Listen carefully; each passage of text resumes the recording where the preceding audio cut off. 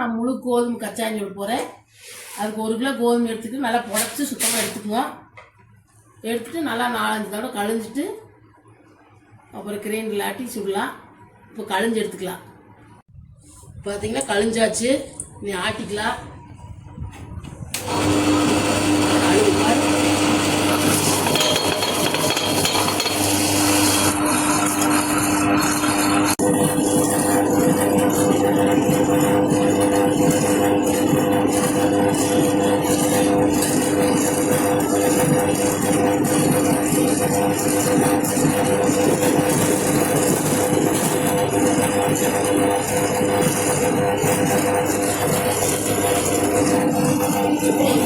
இந்தளவுக்கு ஆட்டிடுச்சு.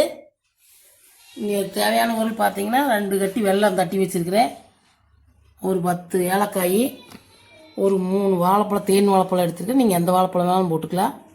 1/4 கிலோ மைதா மாவு இதெல்லாம் போட்டு ஆட்டிட்டு எப்படி செய்யணும் காமிக்கிறேன். இந்த அளவுக்கு ஆட்டியாச்சு. வடைச்சட்டி வச்சுக்கலாம். வச்சு வடைச்சட்டி எடுக்கலாம். எண்ணெய் ஊற்றிக்கலாம்.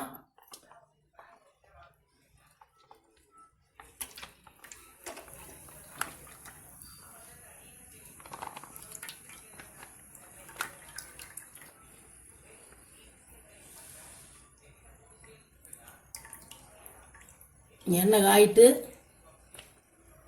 அப்புறம் எப்படி சொல்லணும்னு காமிக்கிறேன். நீ போட்டுக்கலாம். கச்சாயம் இப்படி கிள்ளி கிள்ளி சின்ன சின்னதாக போட்டுக்குங்க.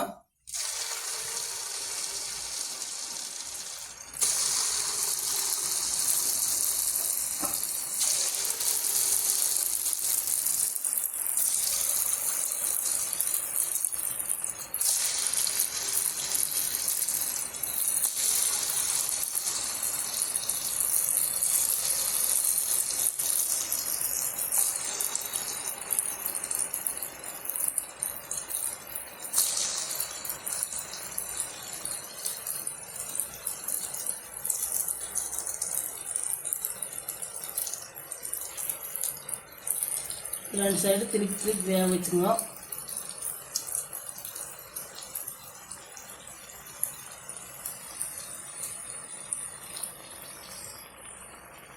கொஞ்சம் சிம்மில் வச்சு வேக வச்சுங்க. அப்போ நல்லா வேகு.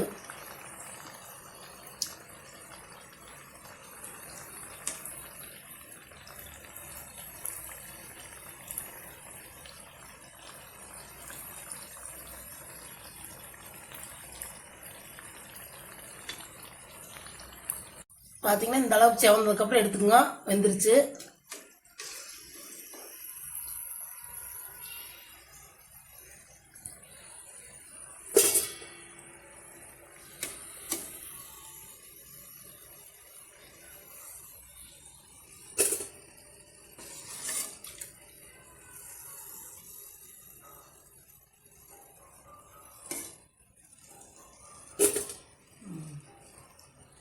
இன்னொன்று போட்டுக்கலாம்.